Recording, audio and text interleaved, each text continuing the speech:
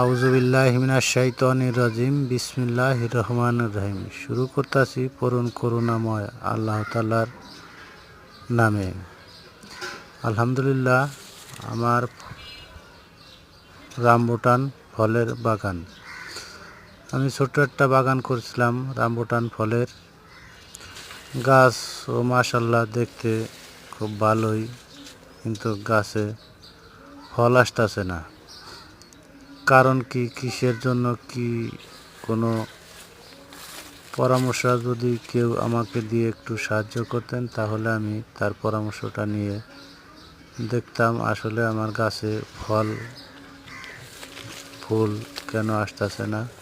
কেউ যদি এ ব্যাপারে জানেন তাহলে আমার একটু সহযোগিতা করবেন, কারণ কি আমি বুঝতেছি না।